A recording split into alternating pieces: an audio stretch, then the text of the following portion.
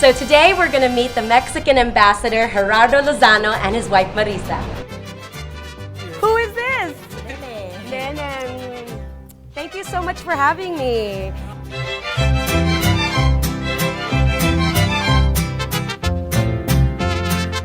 The Lozanos give me a tour of their home and introduce me to some of the staples of Mexican cuisine. All right, so now we were in the heart of the home, the kitchen, the cocina, and you have all these wonderful traditional Mexican dishes. Tell us about it. I will try because it's my wife that she cook everything. But Of course. Let's start with the ceviche. Okay. Ceviche, like in other Latin American countries, is a very popular dish in Mexico.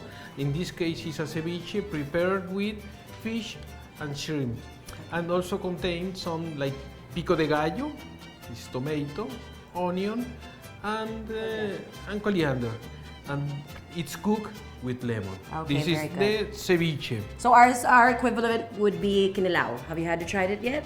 Yes, you can. Yes. Also, we have the tostada. Tostada is prepared with a fried tortilla and has some vegetable that you can see, and has some meat. It's pork meat. Yes. It's pork meat prepared in a style that I think that is quite popular here in Philippines because the is. Yes, we call it cochinita pibil, and the main ingredient is achiote. Achiote? You have achiote here in Philippines? No? I think so, but it's very common in your cuisine, right? Yes. Now we have the very traditional and well-known taquitos. Okay, oh yes, taquitos. I This love is taquitos. taquito. Okay, now I get to try. Okay. What's inside? Chicken with potato. Mm. One of the most popular and representative dishes of Mexico is the mole. Mole is a sauce that is prepared with, you can prepare mole with 20, 30 different ingredients. Wow. But two ingredients that let's cannot, Two ingredients you can. yes, the two ingredients that never can be absent of the mole are chili. Okay. You can put at least 3 or 4 different varieties of chili, and also chocolate. Those are the most important ingredients. But it's a Yes. special type of chocolate. Yes, Okay. not very sweet. Also on the menu, tortilla soup, rice, beans, hibiscus flower tea, and of course, tequila. With this kind of weather, it's better to have a very cold tequila, and Okay. it is much more easy to. And it's made with agave, Yes. right? Yeah. Agave is a sort of cactus, quite big, and the head of the agave is like a pineapple. Ambassador Lozano demonstrates how to properly drink tequila. Okay, so then a can pinch put- of salt, Yeah. and then the lime. The lime, but not now. Okay. Not now, okay, you tell me. You And then take. we... Salud! Salud. Yes. Salud. Salud. Salud. And then... Little Sip. shot. Small. Oh, not the whole thing. Oh, Oh! And if you feel that thing. this is hot, you can take. oh, so you put it like this. And Okay. it became more easy. That is very smooth. Mrs. Lozano also shows how she prepares fresh corn tortillas. It's just maseca? Okay. It's And corn. then you do it like that, and you put it in the fire. Fine. Okay. And after that, When it's ready, when it's ready, it comes let's see if you can take one. like this. Oh yeah, of course. From the kitchen, we head to the dining room for some food diplomacy. You're new to the Philippines. Welcome, by the way. Thank you. And we were talking about Filipinos' experiences with Mexico. You know, usually if they don't make it out to the country, they are exposed to the food. You know, we have some delicious street tacos here. They try to, at least that's the first introduction to the culture.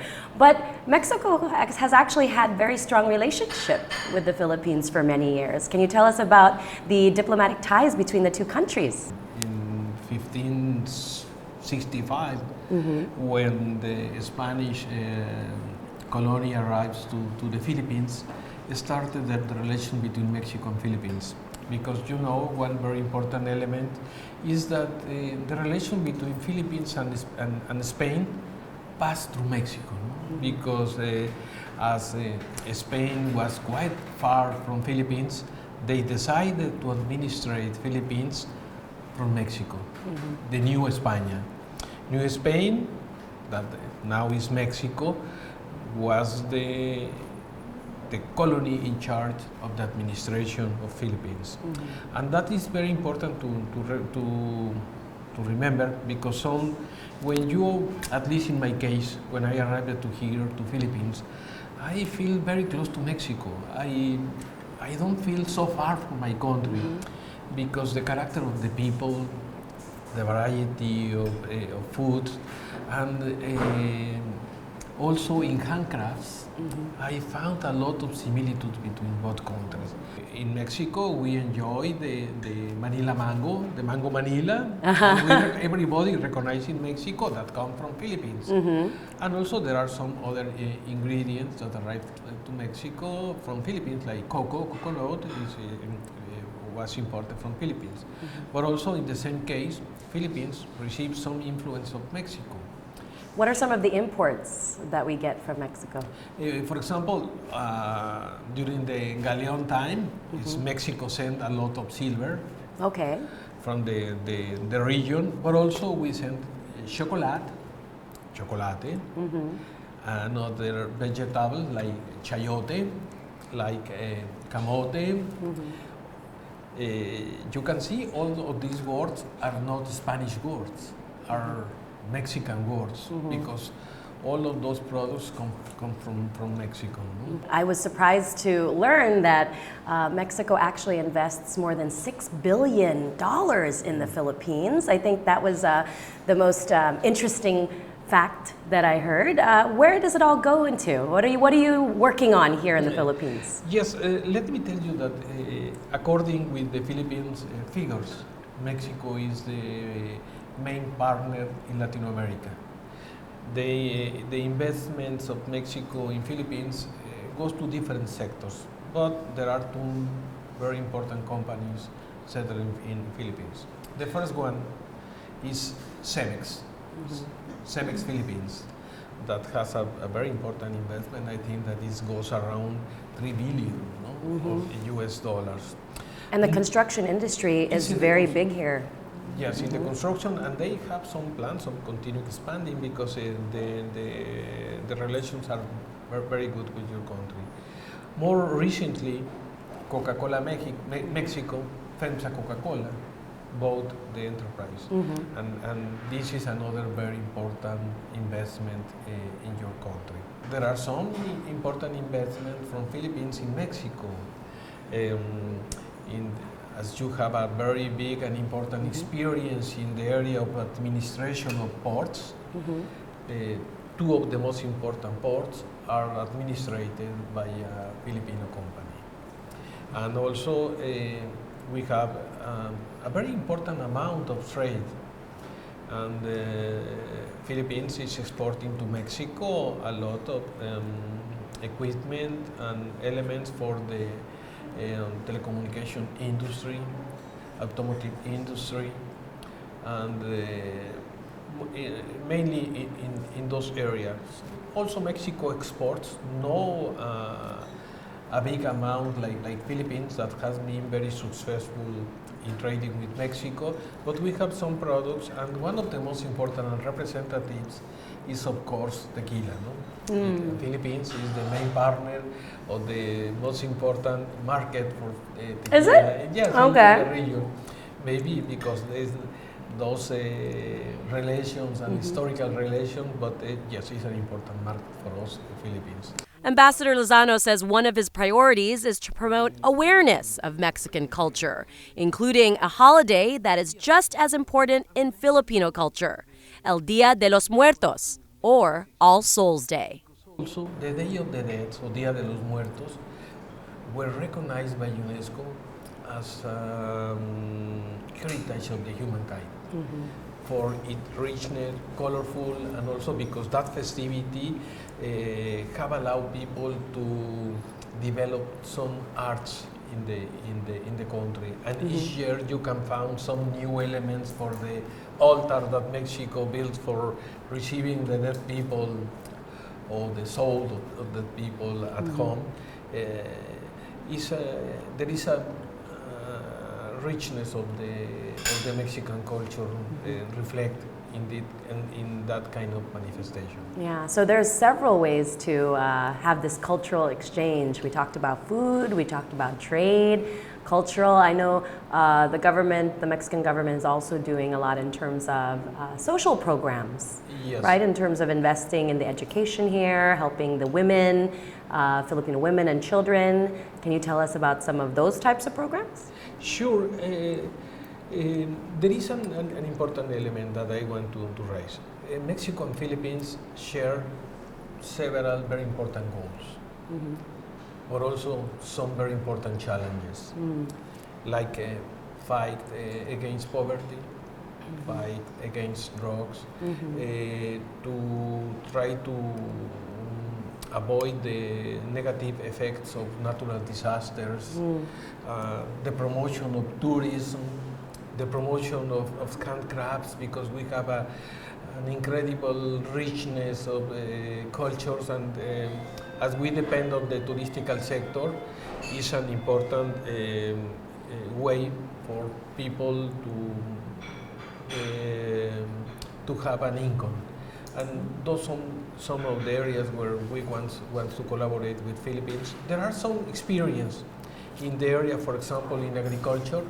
In the past, Mexico and Philippines share some positive experience for tackle some illness in the agricultural sector.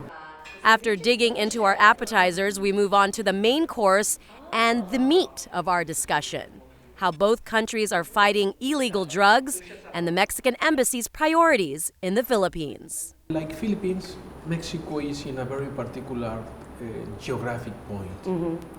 Mexico is a country of transit, destined between the main producers and the main market.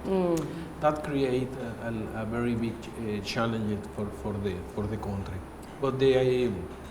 But Mexico also considers that the drug problem is a problem related with poverty, and you have to fight in an integral way. And the most better way is helping the poor people to solve that situation. And that is the idea. Start by exchanging experience to provide some capacitation, see if we can come and see how is the way in which Philippines tackle the problem. Yeah. Because it's a serious problem. It's a problem that cannot be solved by country by alone. I know you've met President Duterte when you presented your credentials. What's your impression? What do you think? Initial reactions? Yes, he was very kind with me. You know, my presentation of the of card credentials took place just 2 or 3 days after the earthquake that affected Mexico. And he was very kindly sending its sympathies to the Mexican people, and recognize that the concern that is around the world, that the natural disasters have increasing in the world.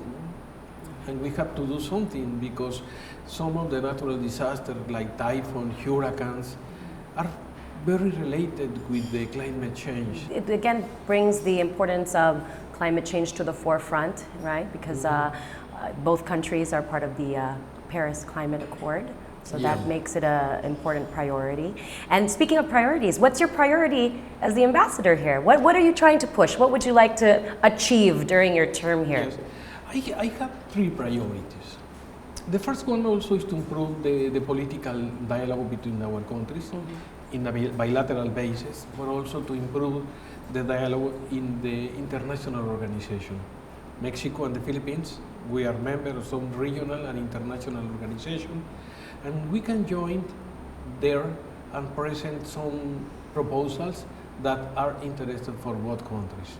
This is the first one, and try to invite Mexican politicians to visit your country, businessmen, and some also technicians. Then the second one is to promote the Mexican culture in your country. Although that I know that people knows Mexico, I think that is always is very useful that people can know better the counterpart. Yes. Because that make things much more easy, and it's more easy to understand each to the other. And this is one area where I want to work. And also there is another related to the technical and scientific cooperation.